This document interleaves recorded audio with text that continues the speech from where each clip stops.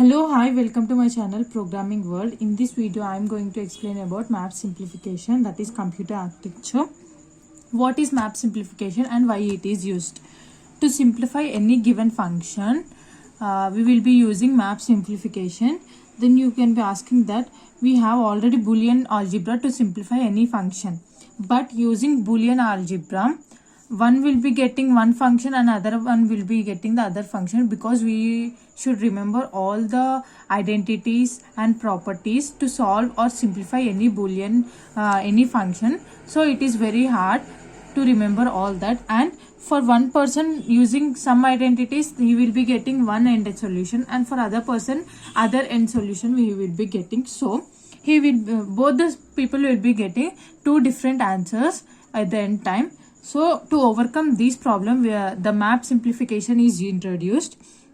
Map simplification, in Boolean function we will be using truth table and Boolean algebra to simplify it, but whereas in map simplification we will be using same truth table miniterms using the squares, using a pictographical representation. We will be simplifying the given function. For example, first I will be explaining how to simplify a given equation using Boolean algebra, and later I will be explaining how to simplify it using a map simplification. Let us take an example of f is equals to x plus y dash z, that is y is complement. So here there are three input values. So the total number of combinations of outputs will be 2 to the power of n. 2 to the power of n, where n is the number of input values. Here the n value is 3. So 2 to the power of 3 is equals to 8 outcomes. So there will be 8 combinations of outcomes for the given 3 input values. These 8 combination of output values are known as miniterms. So now we will check it in the truth table form. So as I have said you, there will be 8 outcomes. You should be writing 8 outcomes. I have explained this how to write these values in my previous videos. Please check it out. Here in the first case all the inputs are in 0 off mode. In the second case x and y is in off mode, z is in on mode. Whereas in third case x and z is in off mode, y is in on mode. In fourth case x is in off mode, y and z are in on mode. In fifth case x is in on mode, remaining are in off mode. In sixth case x and z are in on mode and y is in off mode. In seventh case x and y is in on mode and z is in off mode. And in eighth case all the input values are in on mode. So these are the output values for the given input values. I have explained this in my previous videos how to construct a truth table. Please check it out. Now we will be constructing a logical diagram for the given function. Given function has 3 input values. So there are 3 input values where y is inverted using inverter gate. So y is inverted here using inverter gate, logic gate. And between y complement and z there is an AND operation performed in between them. So between y and z AND operation is performed. With the outcome of y complement and z and with the combination of x there is an OR operation performed, which leads to the output z. So this is the truth table representation and logical diagram representation. Now coming to we will be writing a algebraic expression using a truth table.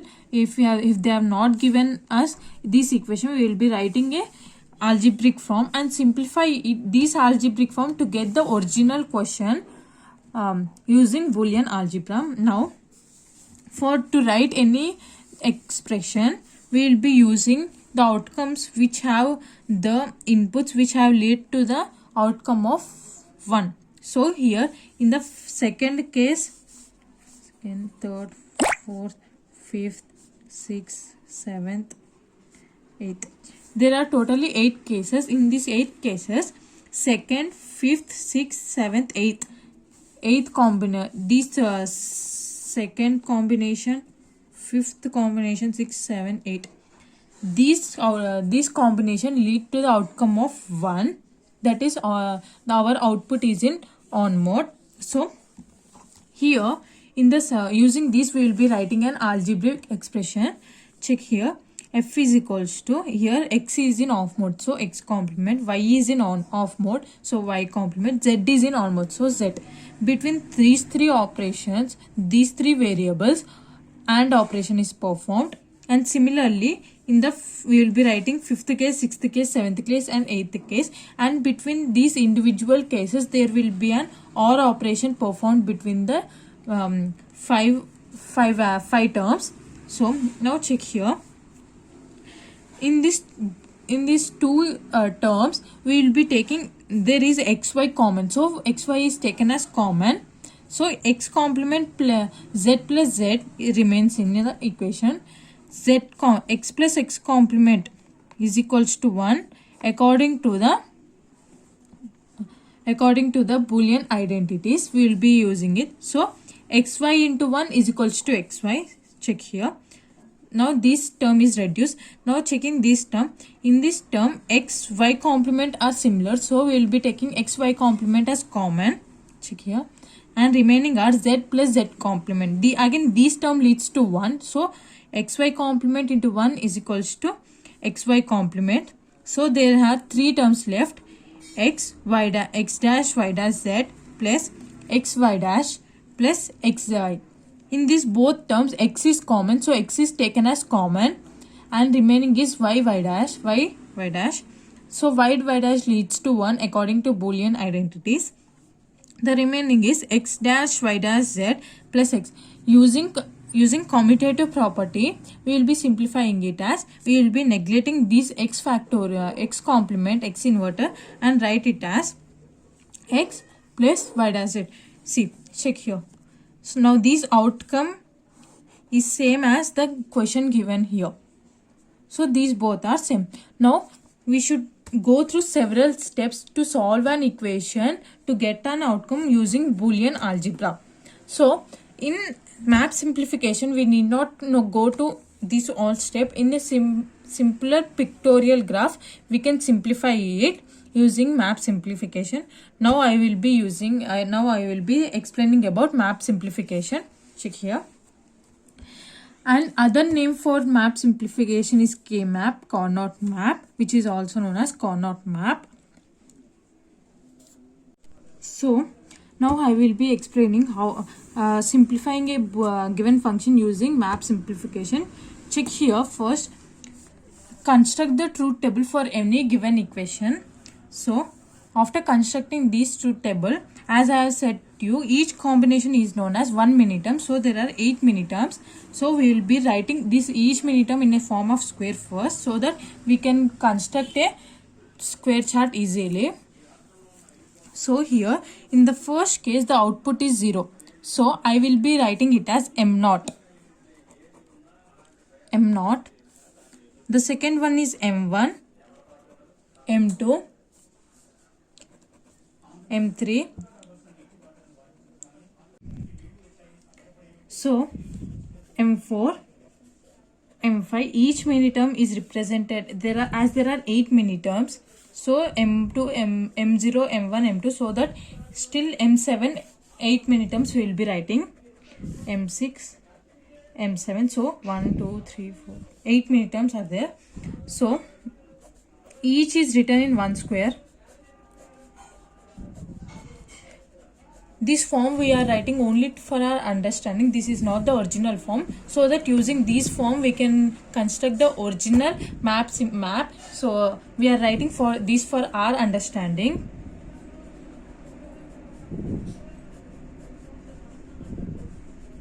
As we are using here 3 variables x, y, z. X is the first variable, so we will be writing x value here and y value here. So here in the first case x value is 0.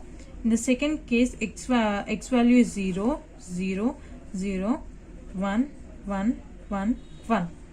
Whereas in yz value, here y complement z value. Whereas taking in y complement z value, So here towards this side we have written all the x values, whereas to upper side of it we will be writing yz values. That is, here yz values is 0 0 for first case, 0 1 for the second case, 1 0 for the third case, 1 1 for the fourth case, 0 0 for fifth case, 0 1 for sixth case, 1 0 for seventh case, and 1 1 for this last case. So as we have written these for our understanding, using these we will be constructing a map, Carnot map, K map. That is, as there are 8 mini terms, so each row, a row should consist the same type of x values. That is, if first I will be explaining it now. There are 1 2 3 4 mini terms whose x value is 0,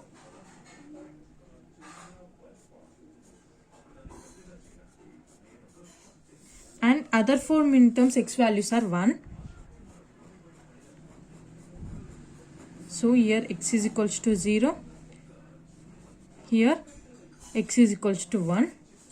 In first case, that is m naught, we will be writing m naught here, whose y and z values are 0 comma 0, whereas adjacent to m naught, the variable should be changing only in one variable, so that only one variable should be changing.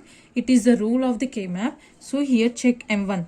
In m1, z is changing from 0 to 1, whereas y is same 0 0. So we can write m1 here 0 1.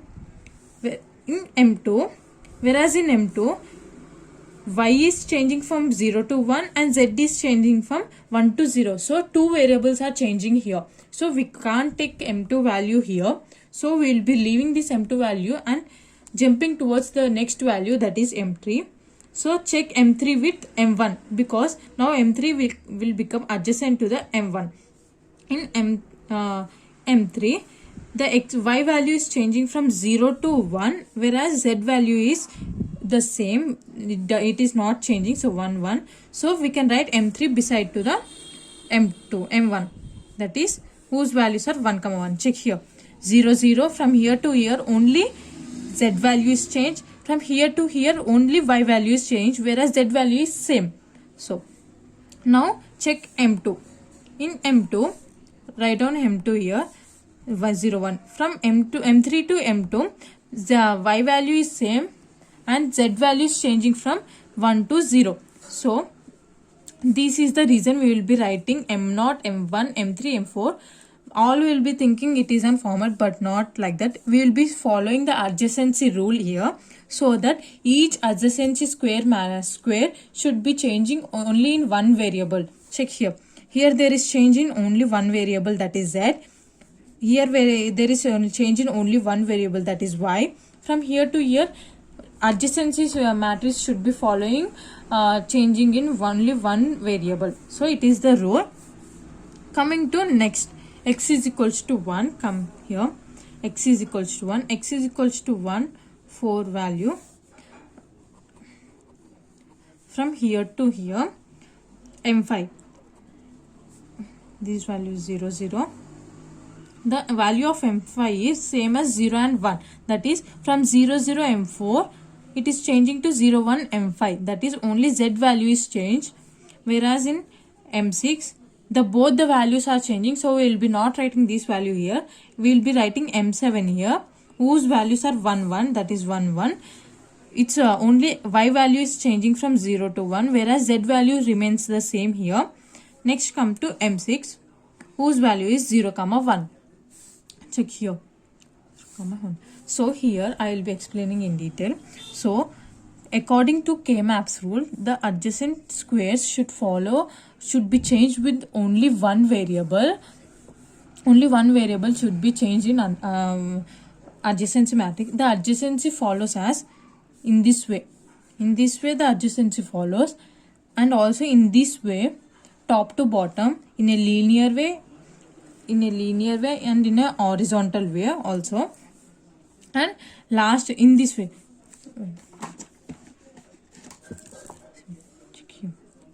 In this way the adjacency follows.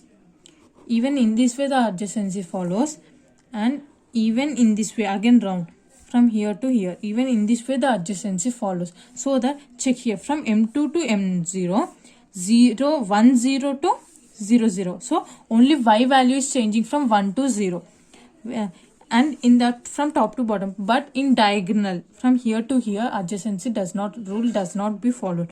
So now using this, instead of writing m0, m1 and m2, we will be writing the original outcomes of the value, that is 0 1 0, off mode on mode, in the K-map. This is for our understanding, so that using this we can construct K-map easily. Now check here, there are 1 2 3 4 4 4 8. As there are 8 many terms, the squares will be also in 8. There will be 8 squares. 1.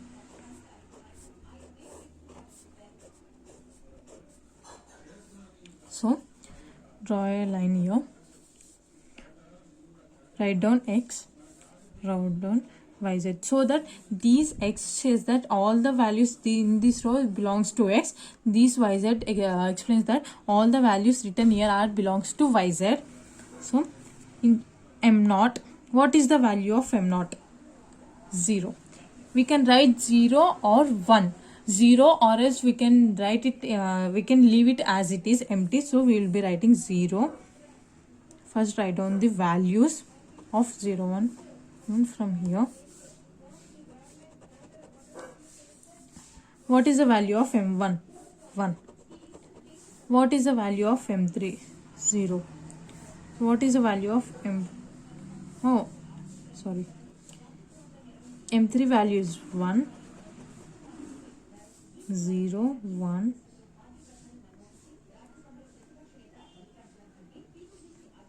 0. M1's values are 0 0 1 0 0 1 1. M3's values are 0 1 1 0 1 1 value is 0, and M2's values are 0 1 0 0. M2's value 0 1 0, that is 0. M4 values are 1 0 0, values are 1 0 0 1 0 0 1. M5's values are 1 0 1 1. M7's values are 1 1 0, that is 1 1.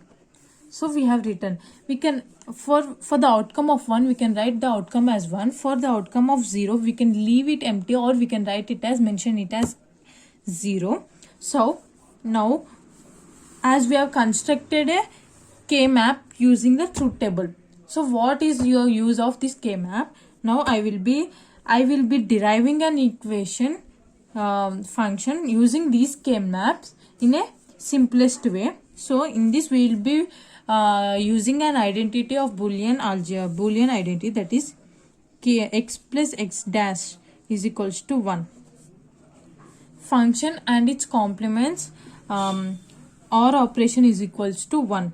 So now here we should combine the ones value. Using ones value we will be getting the output. So we should combine the ones values.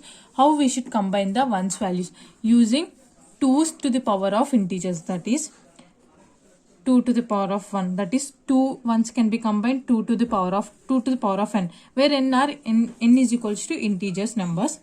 2 to the power of 1 combinations can be possible. If 2 to the power of 2, that is 4 combinations. 2 to the power of 3, that is 8 combinations. 2 to the power of 4, that is 16 combinations can be possible. So now we will be checking how many combinations are possible in this K-map.